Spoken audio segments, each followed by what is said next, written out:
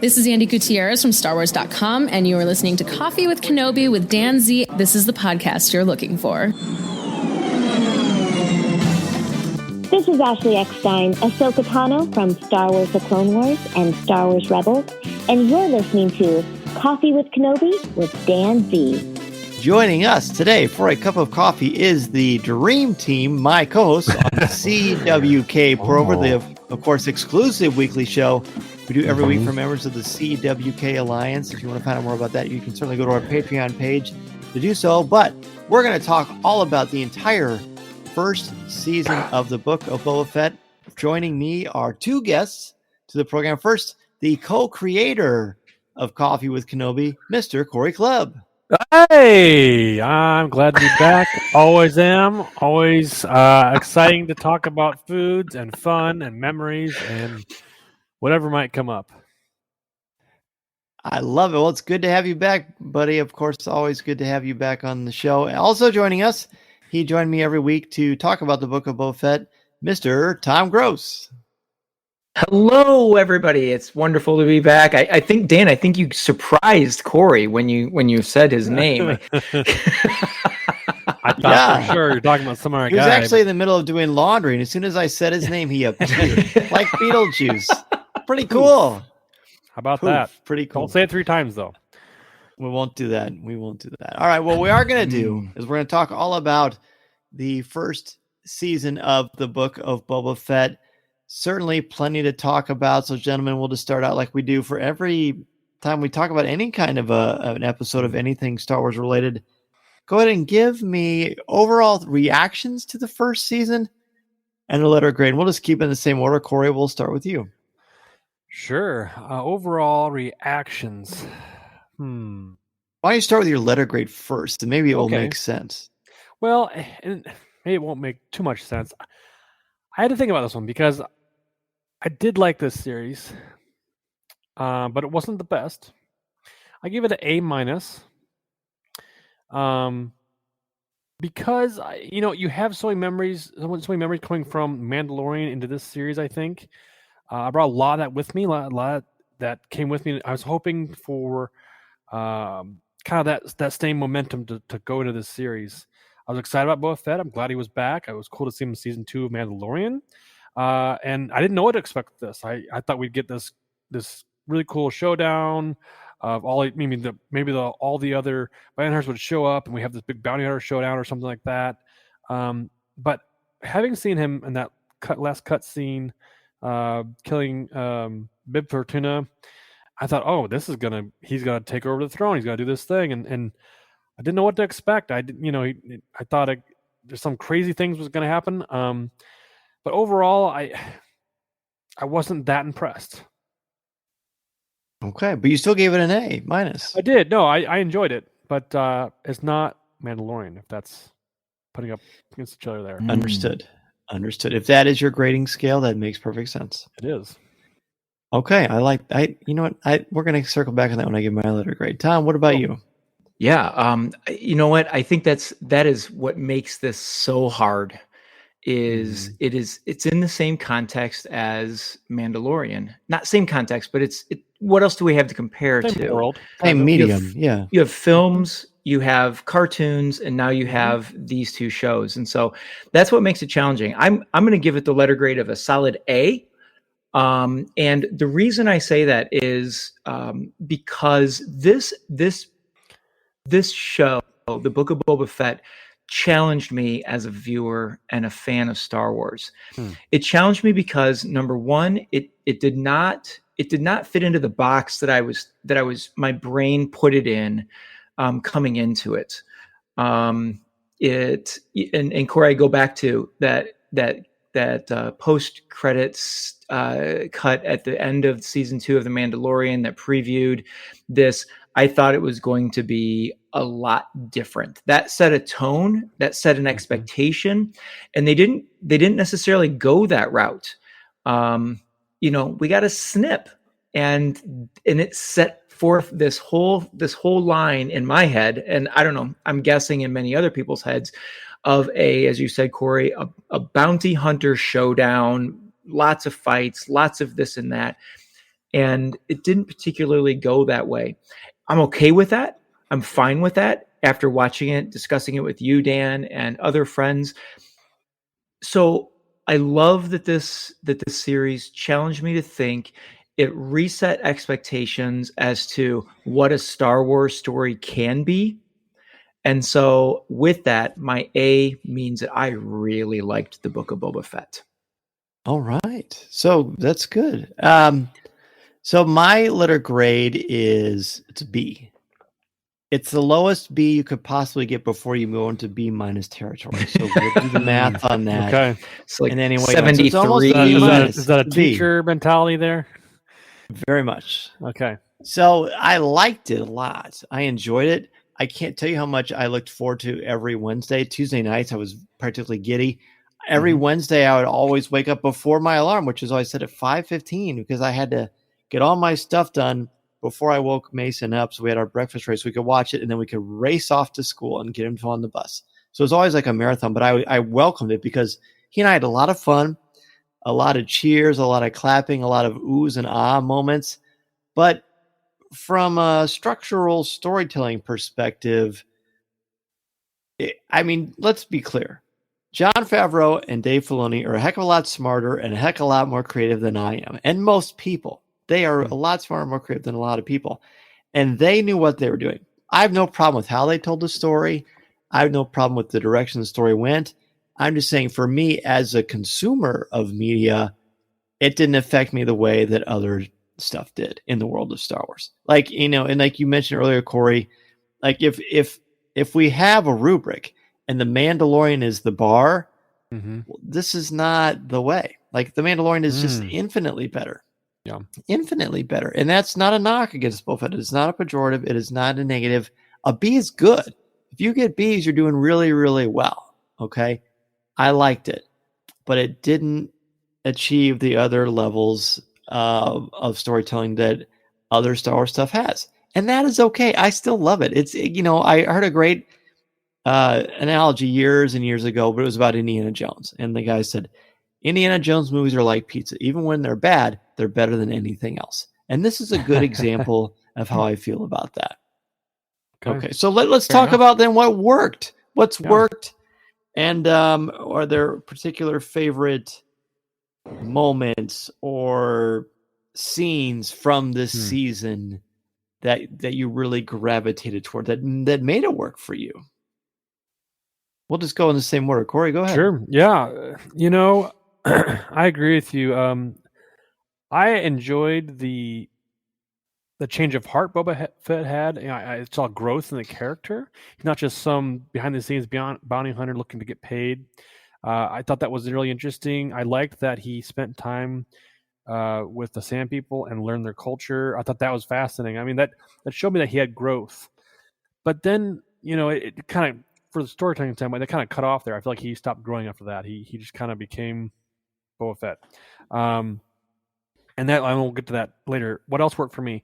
I enjoyed obviously all the Mandalorian episodes. I felt like you know, those were really fun. I lit up. I mean, you hear that music and all of a sudden you're just like, wow, this is fantastic. Just seeing his perspective, what's coming to happen, these interludes, if you will, were great. Like, so I know we're wondering, like, what happens to Mandalorian now after season 2? We get a little bite-sized chunk of that, and see him interact with Boba Fett, and seeing that the thought behind, is Boba Fett Mandalorian? Is he still with that culture? And seeing those two different sides of things was really interesting as we kind of explored it a little bit. I really enjoyed all the brand new characters. Wow, what a cast of characters. That was probably one of my biggest highlights, was the supporting cast. That really made the series for me. I really liked how they interwoven those in the plot. Some big ones we didn't expect. Some that were, you know, maybe small off the side and brand new. That was really cool. Made me feel like we were in the sands of Tatooine and living there with those cultures and different types of aliens, races, and peoples. So that was really cool. I like that a lot too. One of my favorite moments, I will say, and you know, spoilers are out there, right? So if you haven't seen this, go back and watch it and listen. Yes. My favorite scene from the whole series is when Cad Bane walks in from the desert, and they hold this shot perfectly. The timing is really impeccable. He's walking in, and you see his silhouette. And you're like, no, that can't be. No way. And here he is walking in this small town, facing down. I forgot his name now. The sheriff there, and there's a great like dialogue and the showdown. And oh man, I don't even think he says his own name. It's just like that just worked perfectly and introduced him into the live action arena perfectly. I thought that was perfect storytelling, perfect introduction to this character on the screen, and it was a great fun. That the character you're mentioning is the one that Tom likes to pronounce. Tom, go ahead. Yeah, his name is Cobb Vanth. With a Vanth. TH, not a CE. Vance. Yes. Thank you, Gar. Yes. I spent the entire episode when he calling him Cobb Vance. When his name indeed is Cobb Vanth. Yeah, that's a wonderful moment. So Cory, you covered a lot of territory in that, and a lot of it is very much the same that made it is what made Boba Fett work for me. Probably the biggest thing, and I talked about it all season long, so people are probably tired of me saying it, is what worked for me the most. And when I said in the opening that this challenged me, it was the deep dives into Star Wars culture. And when you sit here and you think about it, we received some really thought-provoking items in 4 different cultures in this story. We did the deep dive into the Tusken Raiders and Boba Fett's time with them and what that looks like. We really got an inside picture of what a tribe of Tusken Raiders look like. The other is, I guess this wasn't, so I guess it's just 3 cultures that we dove into, because Mandalorian took care of the other one. I was thinking Jawas, but really Jawas was from the Mandalorian. But the other 2 are the Mandalorians, the depth of lore that we got about the Mandalorians, as well as the juxtaposition of Mandalorians and Jedi in the context of Grogu's decision. I mean, the reason I say that challenged me is I don't know that I've really ever thought about culture in Star Wars to that depth. I feel like the Clone Wars, the animated Clone Wars brought some of that to light when you have all the different episodic moments with different cultures around Star Wars, but it didn't make me think about, and it didn't challenge me to think about what do these people, what is the day-to-day of these people, quite like this series did. And so I really liked that, and it's largely part of my grade is that aspect. Cory, my favorite scene is yours as well. That standoff between Cad Bane. Part of it is the reveal that it's Cad Bane. But if I were to go into, and I don't know if we're going to talk about this later, I'm just going to say it now. Sorry, Cobb Vanth is my favorite character in this series as well. Holy cow! I mean, I loved his character. We've talked about it in the Aftermath series. We've talked about that several times. But when he goes back to him, I'm using lots of pronouns here, when the Mandalorian goes back to him to recruit the people from Freetown, I was so happy to see him again. And he's so hardcore Western genre that I couldn't help but just absolutely fall back in love with that character. And then just throw in that duel between him and Cad Bane. I mean, legendary bounty hunter going up against legendary in this community. I mean, he led with the Mandalorian to kill a crate dragon.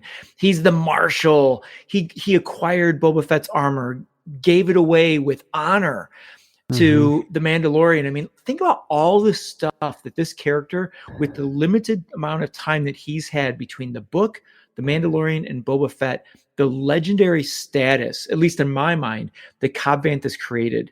And then we get the post-credit scene that involves him as well, that makes us think that his story is not done. Yes. And so, oh my gosh, that all of that together. You know what's funny is we really haven't talked much about Boba Fett yet. So I'm hoping maybe Dan will have some words to say about him, but those are the things that really worked for me and really resonated with me as far as top scene, top character, and moments.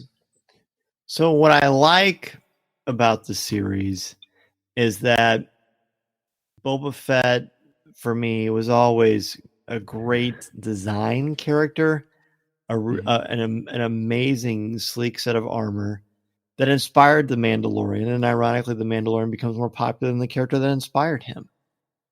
But Boba Fett as a character was always cardboard to me. I mean, he there wasn't anything to him. And again, that's not a pejorative. It just he wasn't supposed to be a deep, profound character. He's supposed to be and originally George Lucas had him as a super stormtrooper, right? And then Joe Johnston helped to create and flesh out the look of him. And then he became something more than a super stormtrooper. He became Boba Fett, a mysterious bounty hunter who has 6 lines of dialogue in the original trilogy. And so in The Mandalorian season 2, and then the post-credit sequence that Cory talked about earlier, all of a sudden we see, okay, he actually has a new life beyond helping the Mandalorian. And how did he get out of the Sarlacc pit? We don't know. And then you see he's got a mission. He's going to take over the crime syndicate and take over Jabba's reign of terror on Tatooine. And I remember thinking, well, I don't really need that. Like I kind of like how he just left and he helped the Mandalorian. He's got his own code, his own set of honor and ethics, and it's mysterious. And I kind of like that. And I would have been very at peace if I never saw Boba Fett again. But we did in the post-credit scene. And then we got to know him reasonably well throughout this series. And I grew to appreciate him as a character, as a more two-dimensional character. I still don't think he's dynamic. I still don't think he's a particularly deep or profound character, but it's also important for me to say that he doesn't have to be. He doesn't have to be. Every character isn't Anakin Skywalker. Every character isn't Hamlet or Alexander Hamilton from Lin-Manuel Miranda's, magnum opus, or, anybody that Charles Dickens has ever written, or any particular character that you think is important or profound. How about Din Djarin, for example? If you want to look at Star Wars, I would challenge you. I would say besides Ahsoka Tano, I think Din Djarin, Ahsoka Tano, and perhaps even Kanan Jarrus are the most fleshed out, fully formed, profound characters. So they don't all have to fit in that pile. Otherwise, then the ones that do fit in that pile aren't as interesting because they all are the same. So you need to have contrast. You need to have foils. Boba Fett is a foil, and he gained some sort of purpose in this. And I think he served that purpose well. I think he was executed perfectly. And I think it's important to mention that Tamira Morrison was magnificent. He was brilliant. He breathed life into this character. And I found Boba Fett infinitely more compelling when Boba Fett didn't have the helmet on because of Tamira Morrison's performance and his prowess and his commanding presence on screen was dynamic. So we'll get more into that later. But I'm grateful for that. It made me appreciate Boba Fett a lot more. What worked for me was the amazing cast of characters, the countless surprise reveals of who's going to show up in this series. And my number one is also the same as your guys'. How could it be anything other than Cad Bane in that, Sergio Leone recreation of this lone gunman mysteriously skulking into town to take on the sheriff and be the quickest draw in the West or on the desert planet of Tatooine in the Outer Rim, as it were. Magnificent. There were so many moments like that. But the things that were the best for me were the things that involved the Mandalorian and getting to see Luke Skywalker with CGI that was, so much better than it was in season 2 of The Mandalorian, which was already great. And getting to see Grogu's story continue and getting to see Grogu and Luke train together. I mean, that episode, chapter 6, was among my favorite things in Star Wars, period. That was gorgeous. Now, Boba Fett wasn't in it. So that brings me to my next question, guys. What didn't work for you in this series, if anything? Yeah, I can kick that off. I think Cad Bane put it just right at the end there. He said, "What?" Something like, "I don't get you," or you don't. Yeah, something like that. I can't remember the exact words, but something like, What's you gone soft? What's your deal?" What's or your something angle? like that. What's your angle? Thank you. Yep. And that's exactly what. Like that was the last episode of this. Like, did we ever figure out Boba Fett's angle? Like, right? I mean, yes, he brought a different, rule to Tatooine. He maybe brought less suffering to the peoples of Tatooine and the planet. But it, like you said, Dan, he's a tool to tell a different story, and that's why it hurt him as a character, because it was called the Book of Boba Fett, and he was really just a side character, in some sense, and it didn't work for me. It's unfortunately because I thought he was more compelling with the Tusken Raiders, and I was really enjoying that story until they just like really kind of chopped it off, and I thought this is a great and reinvention of this character, and they just kind of left it out that like what's happening next. He just goes back to his old downhand ways to take over. Like he has no goals in mind. He doesn't know how to run the little corner of Jabba the Hutt's palace, thing, and it doesn't make sense to me. Like the idea of it creating this vacuum, and he has to figure that out. But I think there could have been shaped differently in the sense of him learning to be peaceful versus a mercenary style, and bring that to the society of maybe a full mercenaries or something like that. That could have been a better way to explore that. But I found myself enjoying other characters. I found myself enjoying. I want to say the other thing is that didn't work for me is I love the Mandalorian episodes. Like they were incredible, but I felt like someone else had just taken over this entire series. It felt like we've got a Mandalorian crew who does Mandalorian episodes, and we have a Boba Fett crew who does Boba Fett episodes. And it felt like a Mandalorian season 3 in the middle of a whole other show. And I thought, did I miss something? Like if you're been watching something and you skip an episode by accident, and you're like, wait, where are they now? What's happening? That's what it felt like. And it just felt really kind of shoved in place. As much as I loved it, I felt like we're telling a completely different story. And Boba Fett just cannot carry his own show, unfortunately. So, we'll see how that goes, but that's really the only thing that didn't work for me. I think there are a lot of other pieces that connected that were really interesting. I wish I would have explored more. But Boba Fett himself just didn't work. All very fair and honest. I appreciate that. Tom, what about you? Yeah. A lot of times when I'd grade papers, back in the day when I was an English teacher, usually the papers that had the most red on it. I know we're not supposed to grade in red ink anymore, and actually now you guys grade online on a doc. So, but a lot of times my A papers had the ink because I always wanted to challenge and push those students a little bit more. And so here's a paper, the Book of Boba Fett, that I give an A to. But I think there's a lot of stuff that didn't work for me. It didn't damage the story for me. It's just things that I kind of scratched my head after it was all said and done. I was kind of like, I wonder why. Like, how did that come about? But anyway, with that said, one thing that really stands out as a big question mark in my head that I don't get why they pushed this early on is whatever happened to his flashbacks onto when he's on all I can think is Naboo. The Camino. Camino. Thank you so much, Jiminy Christmas. All those flashbacks to Camino where he was watching Jango Fett fly away. There was never any really resolution, like why he was having those flashbacks. And so I was kind of, I don't know, not a big deal, probably not, but it was only like flashes. And so why did we have those? And I remember, Dan, we talked early in those episodes, like where is that leading? There's something to that. And it was just sort of, in my eyes, dropped. maybe there's something in it that I missed, but I was disappointed in that his flashbacks in the back to tank didn't really seem to pan out to anything. Let's see, Cory, I'm with you on the Mandalorian episodes. I thought the Mandalorian episodes were magnificent. I loved every ounce of it, but I 1000% did not expect to see that in the Book of Boba Fett. It just seemed a little misplaced to me.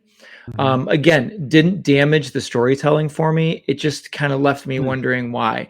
And I think the thing for me in that is I wanted more Boba Fett. I wanted to see, how is he going to plan this war with the Pikes? How is he going to create relationships in the city? How is he? Because his whole thing is, I want to create this relatable. I'm in charge, but it's with respect. We saw flashes of that when he's sitting with the families and he says, look, if you're not going to be with me, then at least stay out of it. So we got that. But I don't know. I kind of felt like I wanted more scenes in Mos Espa of him going and building his credibility. And I feel like those episodes 5 and 6, does that sound, there are 7 episodes? That's yeah. right. I think episodes 5 and 6, as magnificent as they are, they'll always in my head, I think, because, when we were talking about just a few minutes ago, things that really worked for us, those were my 2 favorite episodes. But in my brain, they're Mandalorian episodes. Yep. And I know, Dan, we talked about the concept of the Book of Boba Fett and all that. I just don't know, after sitting away from this for about, a week or so, I don't know that pulled off quite the way that maybe they thought it would or something. I don't know. It was like a Book of Boba Fett with 2 chapters of Mandalorian that tied into episode 7. Yeah. I don't know. I'm mixed on it. And I know, Dan, you'll have some very eloquent way of making that helping me to make sense of that, as you normally do. And Cory, I'm sure you've got some things too, but that is something that didn't really work for me either.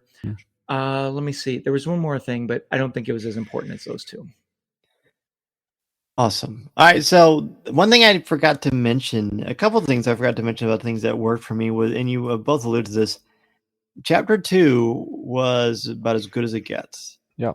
I mean, that whole sequence that ended with that incredible train heist.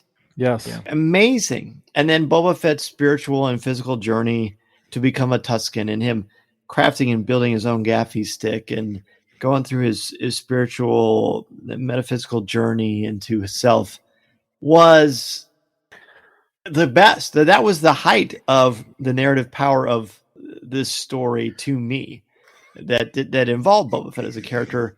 And we went away from that. Now, some of that is because becoming is more interesting than being, and I get that. So that part makes a lot of sense.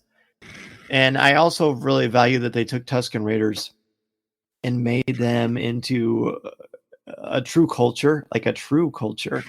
And there's so many parallels to Native American Indians that I thought were magnificent, absolutely magnificent. And then you start to think about A New Hope, and you think to yourself, well, that's that famous scene where Luke Skywalker is attacked by that Tusken Raider.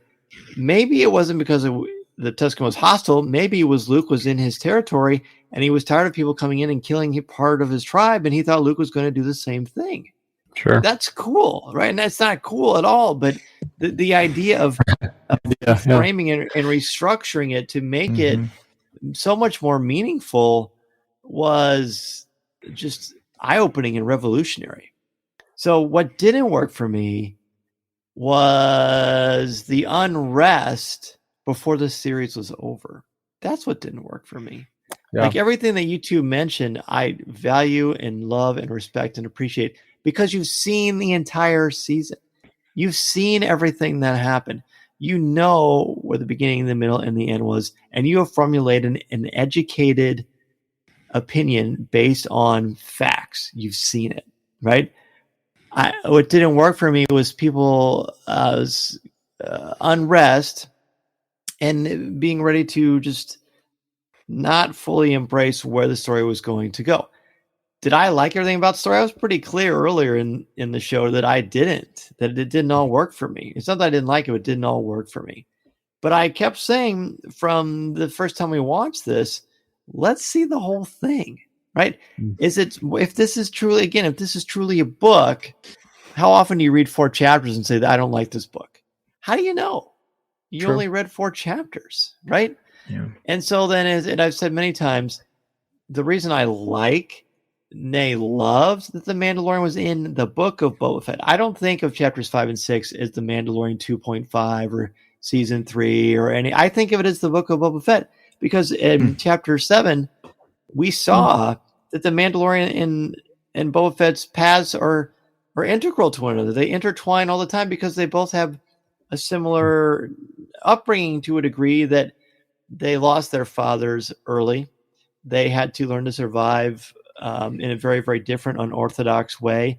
They've been nothing but warriors all the time. They have a very deep sense of honor and ethics. That they're a little bit different. In fact, a lot bit different in a lot of ways. But they're also very much the same. And think of it this way.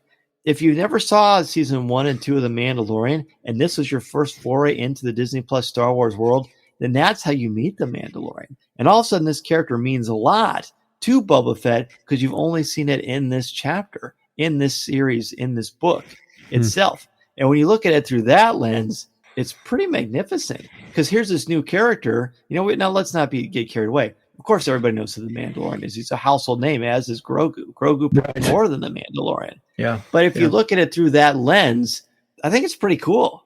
Because again, in a book, the main character, the protagonist, isn't in every chapter. You bring in other characters that are going to be important at the end, and he's so important at the end that the Mandalorian whisks away at the end of the Book of Boba Fett. That's the last thing we see. Not even the main character of his own story. And again, like you both mentioned, I don't think Boba Fett is strong enough as a character to carry his own series. So you got to bring in a heavyweight, a powerhouse like the Mandalorian to do that. So Boba Fett fans who've been frustrated that 2 episodes of his series that they've waited 30 years to see, or more to see that he wasn't in it, I sympathize with that. The only way I can possibly relate, I guess, would be if Mandalorian season 3 came out and there were only 7 episodes of The Mandalorian season 3, and 2 of those episodes, The Mandalorian wasn't in it. It was only Boba Fett. I'm sure I would feel pretty cheated too. So I get that. I respect that very, very much. And I understand the frustration there. But the thing, again, that didn't work for me was deciding something before you'd even had all of the pieces of the puzzle. You make a good point there, Dan. I thought it's interesting. I was thinking back to Mandalorian season 2 as you were talking. I'm thinking when Boba Fett showed up and everybody lost their minds, and they were so focused on Boba Fett in those few episodes where they rescue Grogu and the Dark Troopers, and all people were like freaking out, like, what did you freak out about? Oh, Boba Fett? No, I think 1 or 2 episodes. Like, people are like, oh my gosh, he's back. He's blasting people. It's incredible. Like, where's he been? And in those 2 episodes, do we really care about the Mandalorian? We do to some extent, and they're not centrally focused on Boba Fett, but I just feel like the context was pulled too far apart. And I think the Mandalorian and Grogu are so stinking popular that in order to save this show, like you said, I shouldn't say save, that's not the right word. In order to make this watchable for fans, they had to have something that was relatable. It's like Darth Vader showing up in Rogue One, like, oh yeah, okay, he relates this universe. It's a hard thing to do, right? It's like I don't know how to put it in play because I feel like there's a lot of things working in tandem. There's merchandising, there's all kinds of things going on. They want people to, who only care about Boba Fett to, pour into the Mandalorians. There's 2 seasons sitting out there. Go watch those. They're great. So it makes you think of like the Marvel episodes. Now we're kind of intermixing things and seeing how people like this stuff. So we can cross over here and cross over there and make sure that, we're getting everything kind of in this really nice wheel. But it just makes me think like, I guess to that sense, I don't really want a Book of Boba Fett season 2. I want a Cobb Vanth season 1. I want to see. I want to see. The Tatooine. A show about Tatooine cultures, or the dangerous lands of Tatooine. It has many of these cultures we've met already, and how they intertwine. Because that's interesting. I don't need these big characters that would are big to the culture. One other nitpick I just thought of when you were talking excuse me, the cantina owner. I cannot remember her name. She was introduced, very interesting.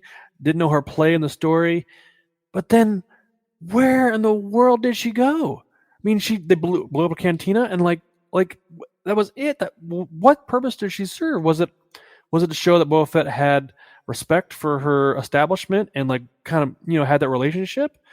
But what I guess I felt like that was a good story. I think like it it was was interesting. tragedy. Just to Was it make tragedy? tragedy. Okay. Yeah, that's feel what that's how I took it. Cost. Okay, cost. Yeah. Okay. Mhm. Yeah. Yeah. And even like, 'cause she worked for criminals basically, but even she was a victim of the Pikes, Of the aftermath. of drugs, Yeah. of the danger of drugs. Nice. Yeah, I'm Yeah. with you on that, Cory, because I really came to like her and find her to be a fascinating character. I mean, she settled Black Chrysanthemum down, for heaven's sakes. Yeah. And so, yeah, I mean, she was a character that I was interested to see more in. And so I think the purpose of that was that, the Pikes being there is definitely brings cost. Dan, I wish that I could do what you've done.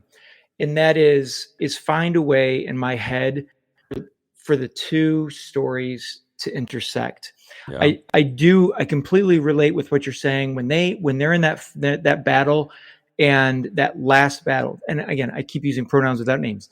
Boba Fett and Mandalorian, and they take off into the sky, and we see the Mandalorian way between the two of them. That was perfect, and I thought that was beautiful. But I cannot separate in my head the Mandalorian episodes centered as being part of the Book of Boba Fett. I mean, one of my favorite scenes that didn't even cross my mind when we talked about that at the beginning of the episode was Grogu and the Rancor.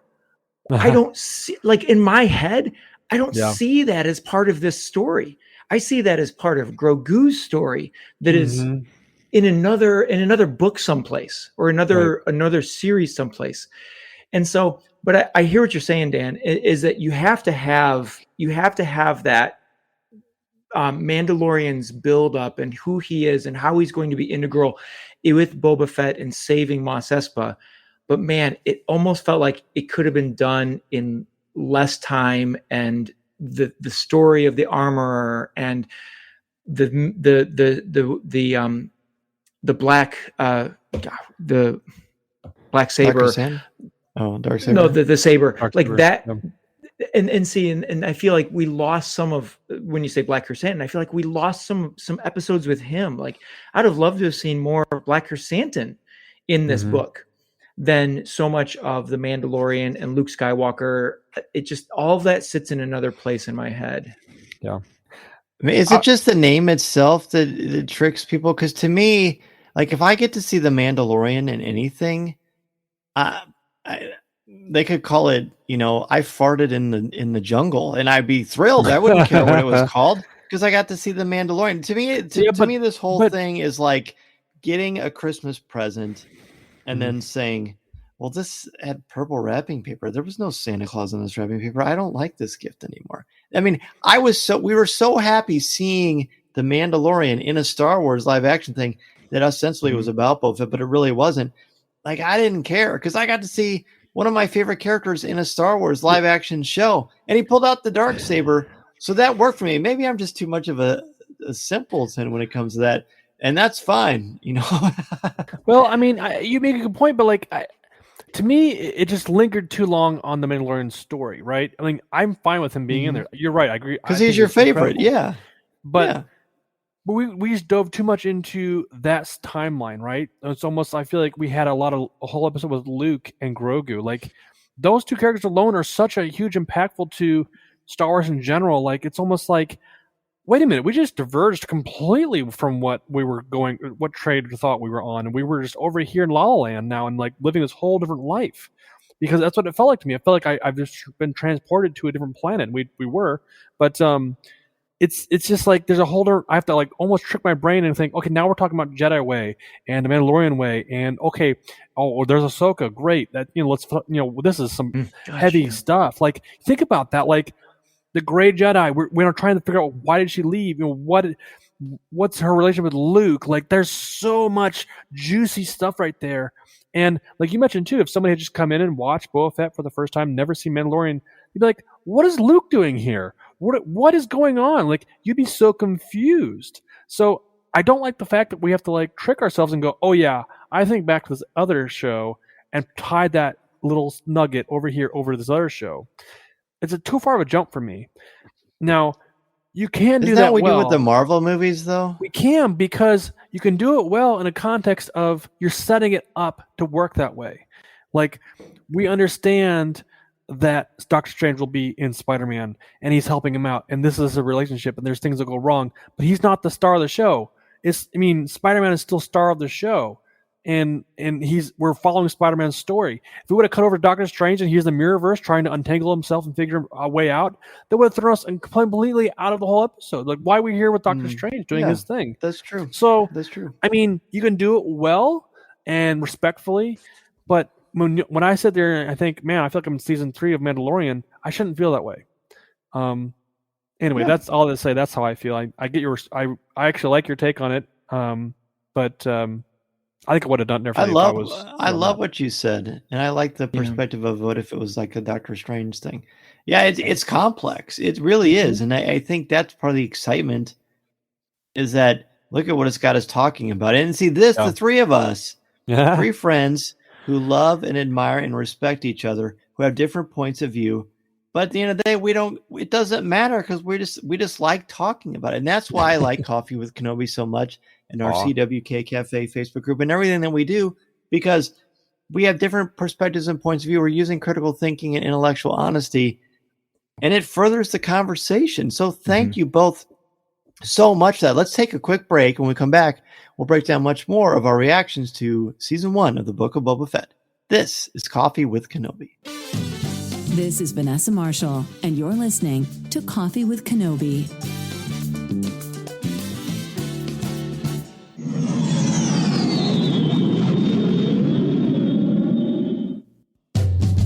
We are back talking about the first season of the Book of Boba Fett. And again, I really value your guys' input, and thank you for allowing me to share my thoughts with all of you, because I think this is so cool. Like, I love talking about this. I love the debate. I love the conversation. I mean, my students talk to me a lot about it. We've been talking about our friends and family, have been talking about it. There are a lot of fun things. So let's talk really quickly about breakout characters. Ooh. What character that before this series came out, either you didn't know or you didn't really think about, and then by the end of it, you're like, okay, I love this character. Can I go first? Because no, please. Yeah, I've got mine. I'm ready to go. Go ahead. It's gonna blow you away. The Mayor's Major Domo. Are you kidding? Well, he's great. He was pretty funny. Yes, it was great. And the reason I like him. Let's be clear. Cad Bane is my second favorite bounty hunter. He was my first until I met the Mandalorian. Chrysanthemum is awesome.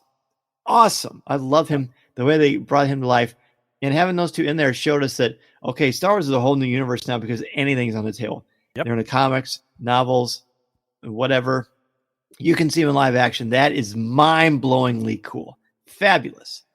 But the Mayor's Major Domo, that first episode, I thought he was so frustrating. And then by the end of it, you probably didn't know this, but I was educated on Coruscant. Yes, I love that pretentious nonsense. It was hilarious. And it was somehow endearing in his pedantic silliness. I've loved him so much. Mm-hmm. What a unique twist. What a very that's a really fine line, not only to write that, but to be perfectly acted the way that it was.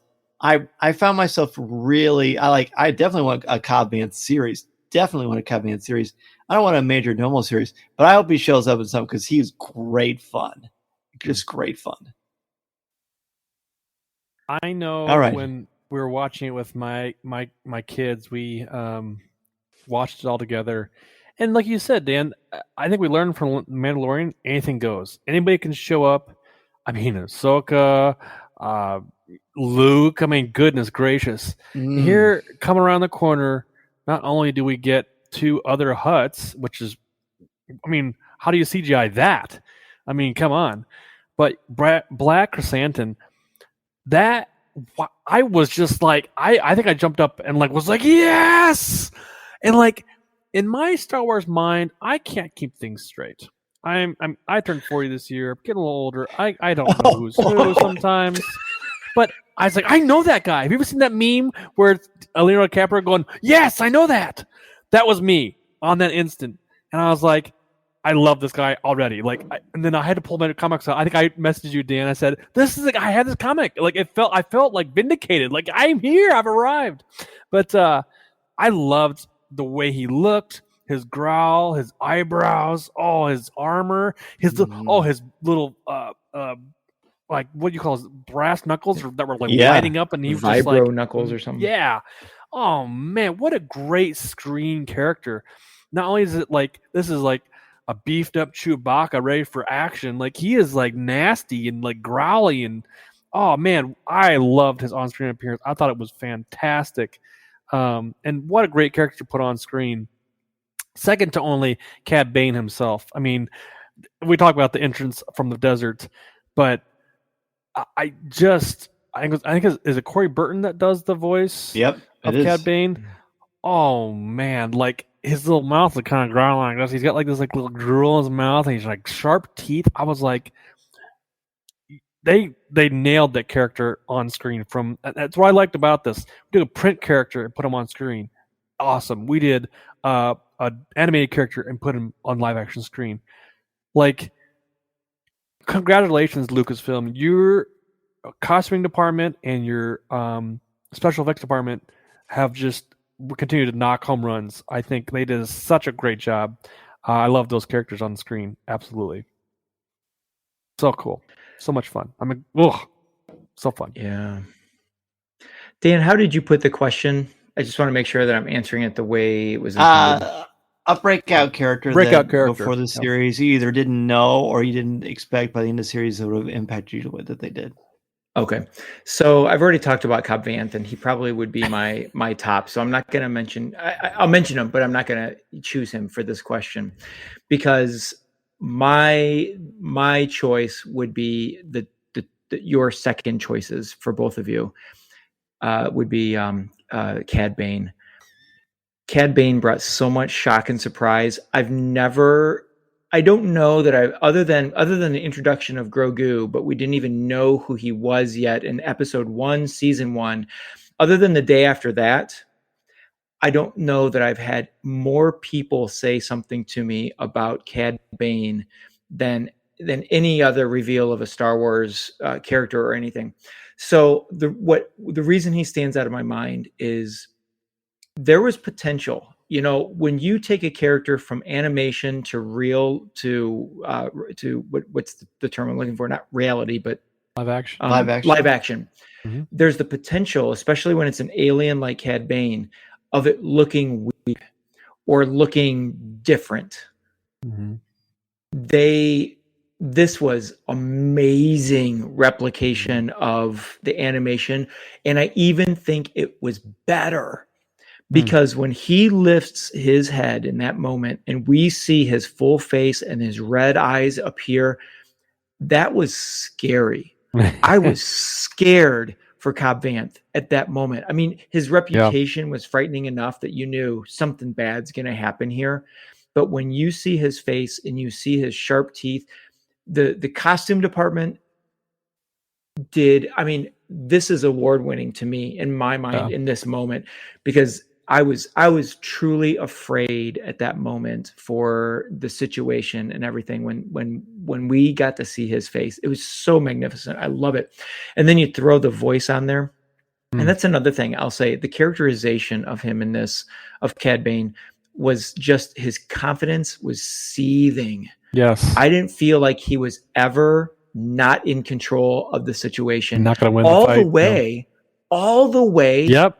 Until that gaffy stick goes into his chest. And even then, when he grabbed onto it, I thought, I don't know that this is over.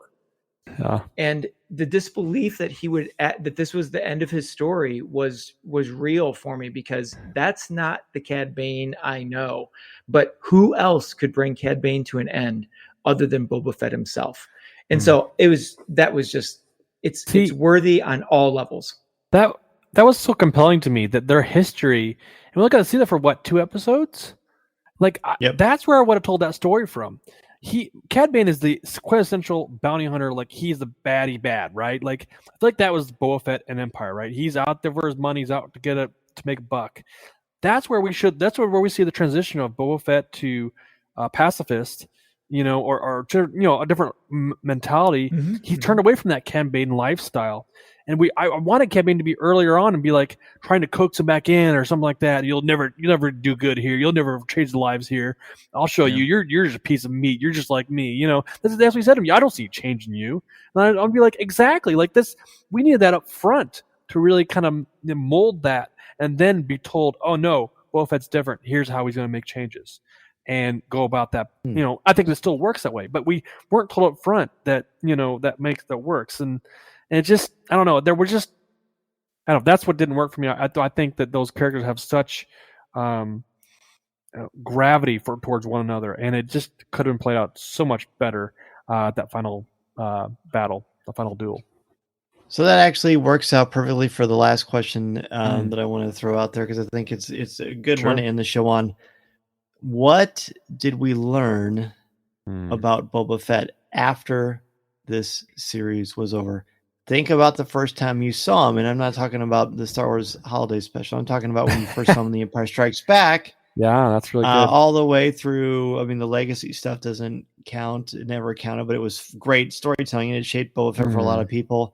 All the way through the Clone Wars, and then the end. By the way, I will say really quickly, and I think I mentioned this on either Rebel Base Card or on Force Ghost Conversations, but to me, the Daniel Logan stuff, the reason it didn't come back was because he was fondly remembering, or maybe sadly remembering, when he was a kid, seeing his father leave all the time and being alone and not having his family with him. Well, then his dad dies. So one of the points of this series was for him to find his own family, which is a very, very important and prevalent theme in Star Wars. So he wasn't reflecting back on that as much because he had a new family that he found. And besides that, I don't know. I think that's why the stuff with Daniel Logan worked really well, because then he had a new family. Okay. This is a really interesting question. I'm glad you asked it, because it makes me think. I mean, I have to think back to the Boba Fett that's sitting in the hallway with Lando and says he's no good to me dead, right? So it's like, yep, that is the bad. He's the Cad Bane of that scene right there, right? So it's like he was out to settle the score, make the money, and move on to the next thing. Like, and he has a brush with death, right? That does something to somebody, and makes you. I'm thinking of this as I'm talking. He's a brush with death. And maybe he thinks back to his own dad and thinking how his dad died. He went down maybe without honor, without without relationship. So he's thinking like, I don't want to be that guy. I don't want that to be me. So maybe in that Starlight pit, he has a revelation, right? And he goes off, and the same people find him, and which I think is a beautiful connection of we talk about Star Wars and adoption. Like, oh my goodness, like that to me, they adopted him into their culture, their family. They brought him as one, and we see so much gravity there. And he kind of wiped that away, which didn't really filter into his character too much when he got his armor back, and we see him take over Jabba's, reign, and it's just like you just put the armor back on and became kind of a different type of Boba Fett. Like, I wanted you almost to like put the armor back on and almost reject it to some degree, or manipulate it somehow that works better for you. And I just didn't see his structure necessarily change. I mean, a little bit, but not necessarily to the end. Like at the end, I felt like he was just Boba Fett in the sense of, I don't know what to do necessarily. I mean, he sat on the throne, I think, his first episode. What's frustrating me so much, he said, I don't want to do this. I don't want doing. I think, then why are you here? Tell me why you're here. Is it because you lost your family? You're not sure where to go and trying to make a new family? Is that what it is? You're trying to make a new community and you want to build a community? Give me your goals. And at the end of this season, I didn't get that. And maybe that's where season 2 is leading. And I always think about that sometimes. I think, okay, maybe season 2 will really flesh all that out so that season 1 is really so much more impactful. Because of the events of season 1, we get so much more in season 2. But as far as his growth, yes, I feel like he's a changed man in some degree, but I don't think he's 100% where he wants to be. And I'd like to explore that more, but we'll see. Fascinating. I'm excited that you're on so we can, because I've been wondering what you thought about this. Tom, what do you think? Yeah. Well, I have to go back to the last episode, things that you had said, Dan, and you just kind of said it again here, previewing this question. And I think back to the very last scene of this series where he's standing in the streets. They've got the little joke with the fruit, and Chrysanthemum takes the fruit and just starts, eating it like crazy. And you look and you say, this is his group. This is who he's fought for. He's brought these biker gangs together, and he made a new life for them when they were in, a really bad situation. And Chrysanthemum was, he's been tortured and created into something, a war machine, and he's captured, and he's, kind of a wild creature, and he's tamed him, and he's made him part of a family. And so let's go way back. Back to Empire Strikes Back. My first image of Boba Fett is Vader. No disintegrations. Yes. As you wish. And I mean, woo. That's the kind of guy he was. He was disintegrating people as a bounty hunter, which goes back to another character we saw disintegrating people at the beginning of his story. But so we go from this solo bounty hunter who then we learn later loses his father, as you said, Cory, in a very sort of unglorious sort of way. And he's isolated, and he's with a bunch of people. I picture him being on a ship in the Clone Wars with Aura Singh and I don't know, is Bosk in there? Yeah. It's just a bunch of like ragtag motley crew. That's not a family. They just have a commonality. They're bounty hunters and they find that commonality, but they're definitely not watching each other's backs. And so this is the life he grew up with. Now, Cory, you mentioned, like the rebirth in the Sarlacc pit. I'm trying to figure out in my mind, where does the shift in him happen? Does it happen when he's in the Sarlacc pit? Clearly he wants to survive and he gets out of that. But I'm not convinced I'm not convinced that the Jawas don't find him and he were to lay there in his armor and wake up. He would go back. I feel like he would have gone back to being a bounty hunter. I think losing the armor and then being picked up by Tusken Raiders is what changes him. I don't think he could have changed if he continued to have the armor. And my evidence of that is as he's trying to, so we're back into the current day story with, we haven't said her word yet. Her name this entire episode. He has her rebuilt. No. He has her rebuilt. No. What's her name? She's a bounty hunter. Oh, Fennec Shand. Fennec Shand. I couldn't think of it either. We haven't mentioned her once. I know you were talking about. Yeah. When he's with her and he's got to find his armor, and he's got to find his armor, I'm like, that's how I know a change is about to happen. Is that where I was headed with that? Well, anyway, but it's, he has that. And I think I said in the episode, Dan, that we had about that scene is like, he has this inferiority complex. He's not sure that he's who he is without his armor.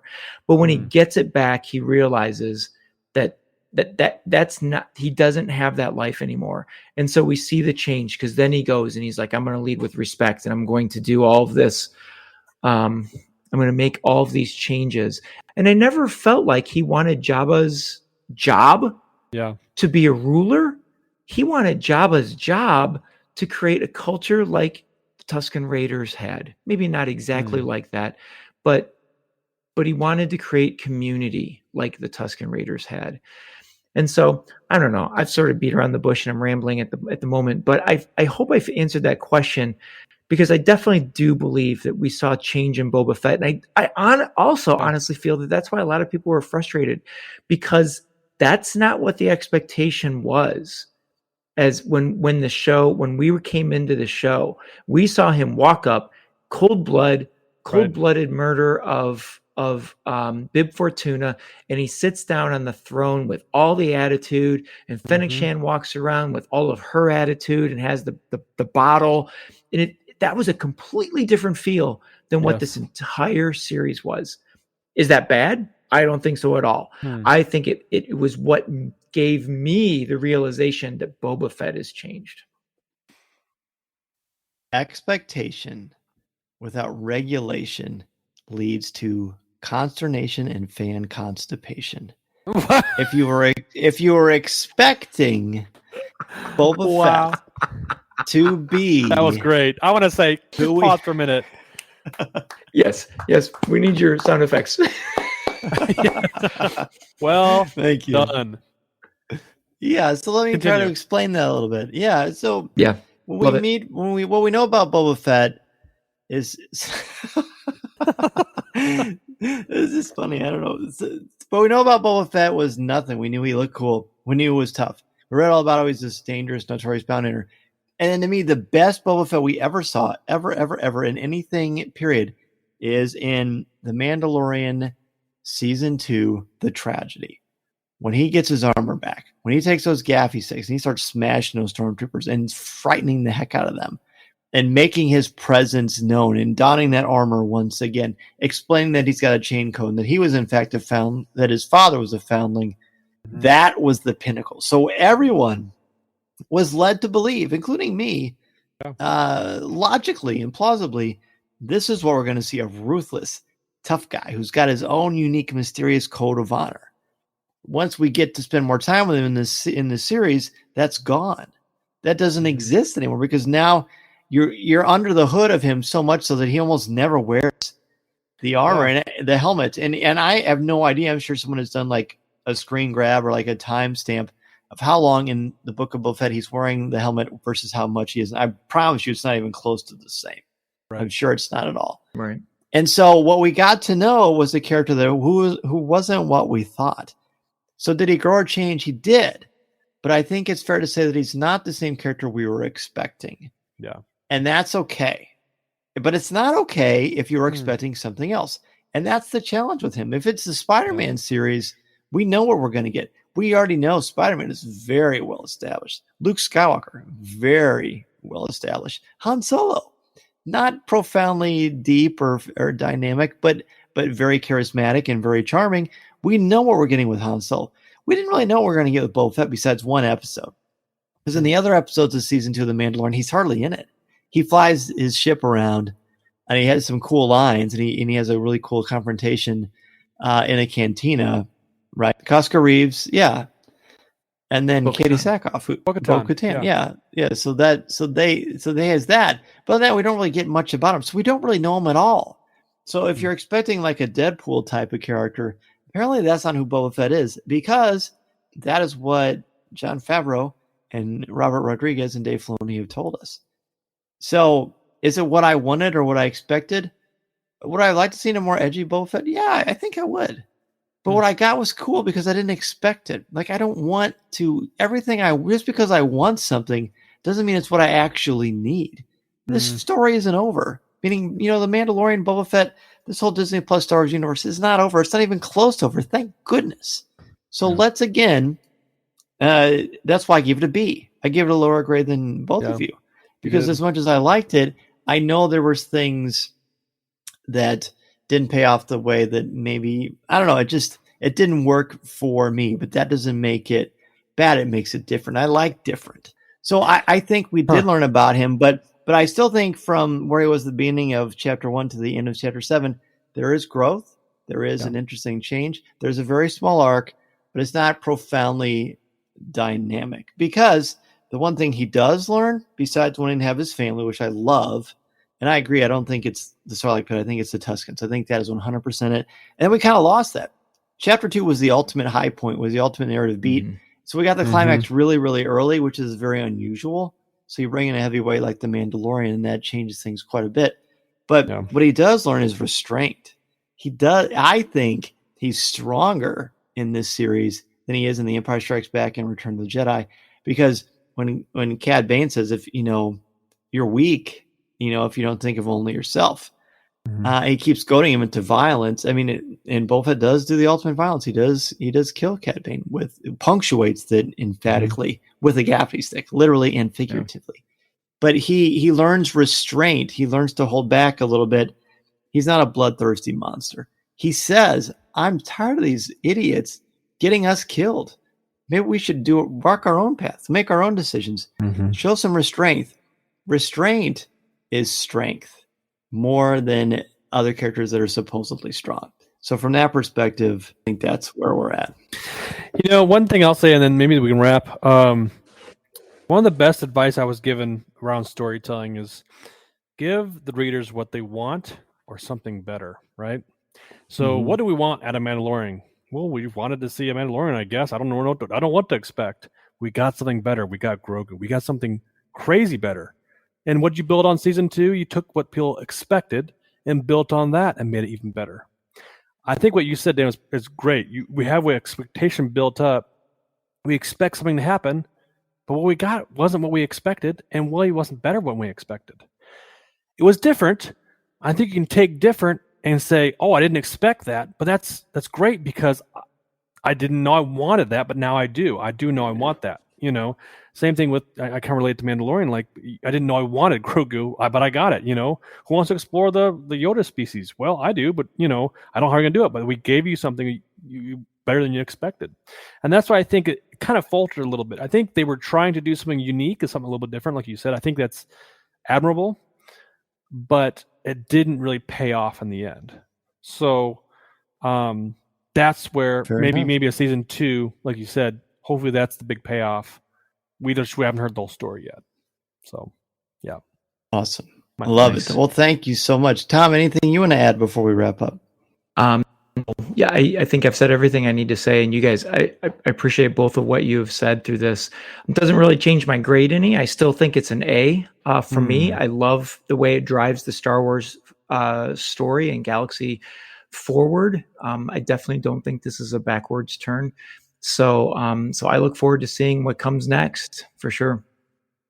Yeah. Wonderful. Well, let us know. Go ahead, Cory. I was going to say, I was going to change my grade after we got done with like the things we didn't like. I was like, these guys are right. I'm going to change my grade lower, but I'm going to leave it at an A- too, because of the conversation we've had. I think you guys have some great insights. I mean, that's why I love discussing this stuff with you guys like this, because I feel like you bring a lot of gravity to like, oh, I didn't really like that thing. And you're like, going, hey, but you see it from this perspective, and go, oh, I hadn't thought about that. So keep my grade the same, A-. Forever grateful for differences in opinion because it teaches us to grow. Love that so much. Well, Cory and Tom, thank you both so much. Please let us know in the CWK Cafe or wherever you want to reach out to us on Coffee with Kenobi. What do you think about this season overall? And remember, this week, the next Facebook Live is going to be your top 5 moments from the Book of Boba Fett's first season. We're excited to see what you think. We certainly appreciate you joining us each and every week on Coffee with Kenobi. We've got show number 500 coming out next week, and it's going to be a blockbuster. I can't wait to share it with you. But Cory Clubb, thank you again so much, my friend, for, of course, being on the show.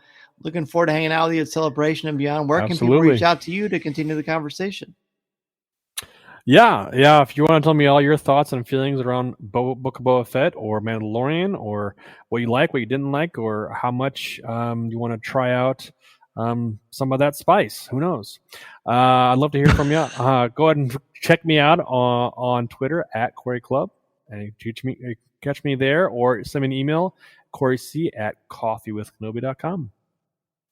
And Tom, what about you? Yeah.